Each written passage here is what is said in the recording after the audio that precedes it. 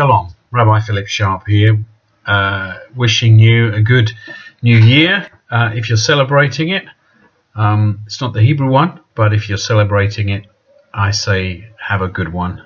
And I hope to see you in the middle of January, January the 22nd and January the 23rd, 2016 is a conference time. That's a Friday and a Shabbat day.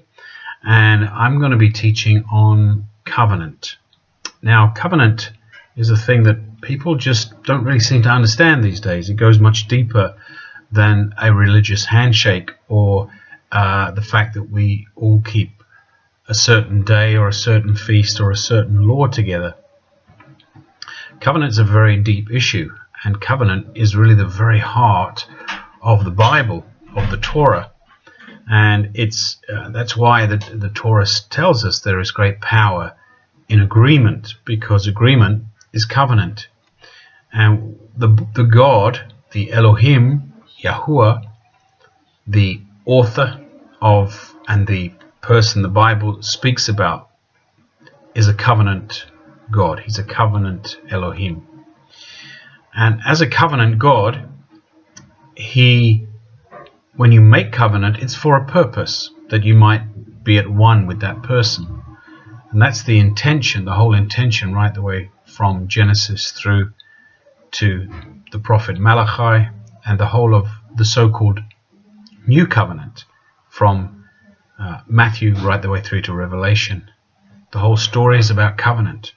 The whole story is about people coming back into true covenant with the God of the Bible. And we often treat the Bible as a bit of a game, and sometimes we're deceived. We don't even realize we are. We think that we are saved. We think that we are okay, but actually we only know that we are when we look in the mirror. We need to look in the mirror and say, well, what do I look like today? If I think I look all right, but I haven't looked in the mirror, well, we need to check. And that's really what we're going to do at this conference. We're going to check to see if we are truly in covenant relationship with Yahweh and with each other. And we're going to find out from that covenant if in fact we want to be in covenant with that God and with each other. Because the book of Acts says that they lacked nothing, but it also says they gave away everything and placed it at the feet of the apostles. And so there's a lot of giving involved, a lot of trust involved, a lot of commitment involved, a lot of giving over of yourself. And as the scripture says, greater love has no man than this, than he laid down his life for his friends. But can you trust those you lay it down to? These are just some of the things that we're going to be talking and discussing in this conference on the 22nd, 23rd of January 2016 in South Carolina, USA. I'll be flying in from Greece, especially for this conference, in the hope that I will be able to find somebody that I can make true and genuine covenant with. This is one of the goals of the conference. Now we know in the scriptures that Yahuwah promises that he will restore the 12 tribes of Israel. And restoring the 12 tribes of Israel requires covenant, that people covenant to Yahuwah and to each other. That means there cannot be barriers like race barriers. Ashkenazim and Sfardim, black, white, yellow, red. There cannot be race barriers. When Yahuwah restores the 12 tribes of Israel, they must be in covenant with each other. And this was the criteria of the 12 tribes of Israel when they went 40 years in the desert. It was to cultivate hearts that would keep true covenant with Yahuwah and with each other. And only when they had achieved that did Yahuwah cause them to take the land and come into their inheritance, of which they never came into the full inheritance, but it's promised they will. And therefore we need to look at that conference, because we need to look at example of the Bamidbar, of the desert, where the children of Israel struggle for 40 years, because the whole scenario is going to be almost duplicated, at least in pattern, when in Ezekiel 20 it says that Yahuwah will bring Israel into the Bamidbar, the desert of the nations, and they will pass under his rod. And there he will make covenant with them, and he will remove rebels and deceivers and false people from the midst of the nation of Israel, and then they will be exalted to go into the land of Israel. These are a covenant people, and that's why we have to begin to lose our lives in ways that we've never done before. The book of Revelation, it says, and they love not their lives unto death.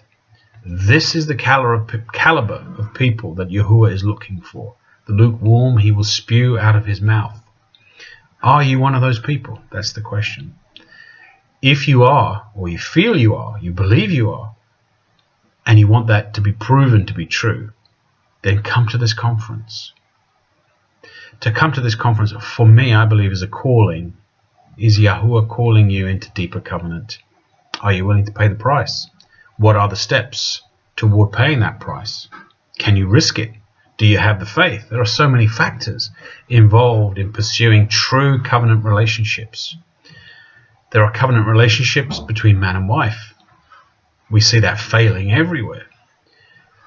There are covenant relationships between brothers and sisters, between fathers and mothers, between fathers and sons, and fathers and sisters, and fathers and daughters, and mothers and sons, and mothers and daughters. All of these need to be defined and understood so that true covenant can be kept between all parties. As it's written, that we should meditate upon the Torah of Yahuwah day and night, that it should be the meditation of our heart, that by keeping it and observing it, that no man would be able to stand before us. And when we read the writings of the prophets, we see very clearly that this again is the caliber of people that Yahuwah will raise up in the end days to do his biddings, to do his will. He will not be messing around anymore. The lukewarm he will spew out of his mouth. Judgment begins with the house of Yahuwah, and he will judge his house and bring it to order. He will build his house, and the gates of hell will not prevail against it. But it's only those who understand covenant and keep covenant even to their own hurt, that they swear unto their own hurt.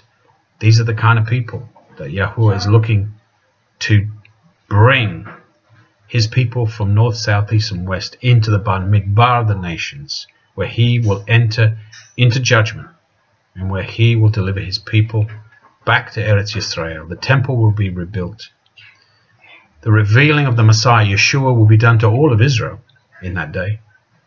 And then it says in Zechariah that Judah will fill its bow with Ephraim, and they will be amongst the nations, and there will be a tremendous revival. Now, what we see in the book of Acts is a tremendous revival. Why? Because they kept covenant. Come to the conference. Love to see you there. There's a lot more to say. Shalom.